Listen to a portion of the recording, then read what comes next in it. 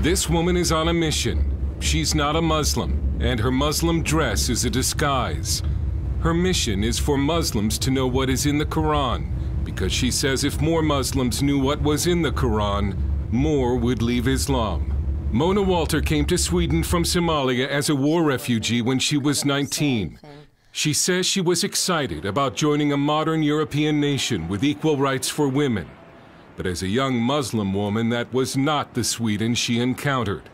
In fact, she says it was in Sweden where she first experienced radical Islam on a daily basis. I discovered Islam here in Sweden.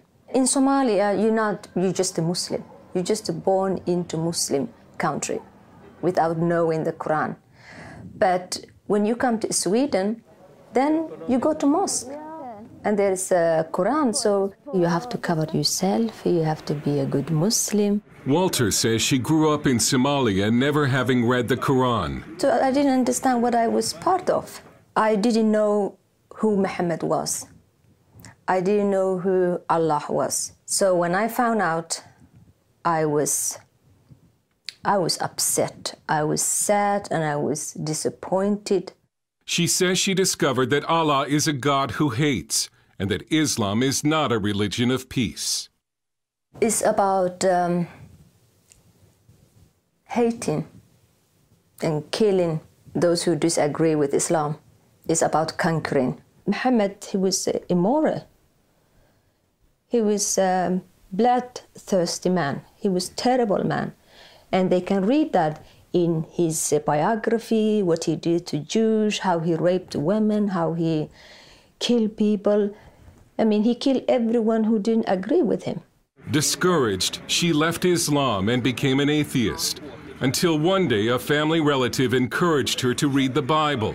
She still remembers the first time she read Matthew chapter 5, verse 44, where Jesus said to love your enemies and pray for those who persecute you. It was very strange for me, love your enemy, because in Islam you have to kill your enemy. Kill your enemy and kill everyone who refuses Islam. But Jesus Christ, it was all about love and peace and forgiveness and tolerance.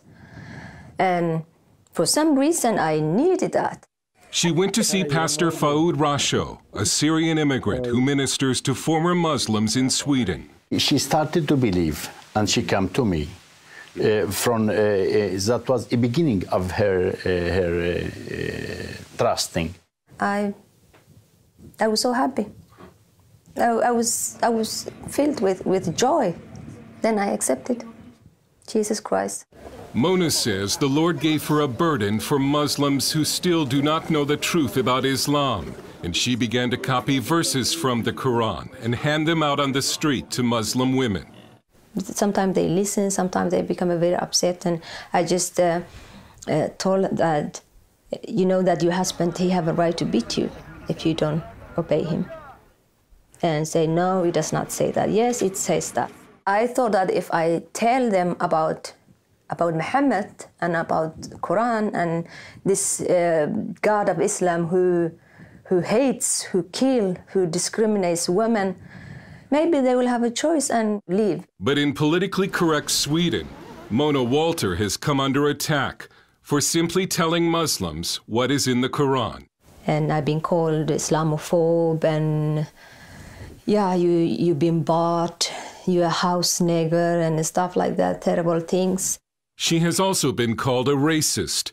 Walter warns that Islamic radicalism is a serious threat in Sweden and says Swedish society should care more about women trapped in Islam. They will think like, oh, we're in Sweden, we have a freedom of religion. But Muslim women don't have a freedom of religion. They live under the law of Allah, not under Swedish law.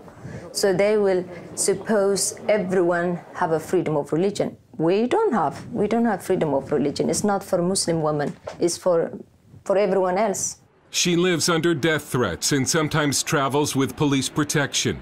She wanted to show us Muslim areas around Gothenburg, but had to first dress as a Muslim. She believes if she were to show her face, she would be attacked. I never go to those areas just to be in me, just to be in flesh and blood, Mona. I never get out of there alive. I mean, Muslims are normally good people. Like, like everyone else. But when they read Quran, then they become a killing machine.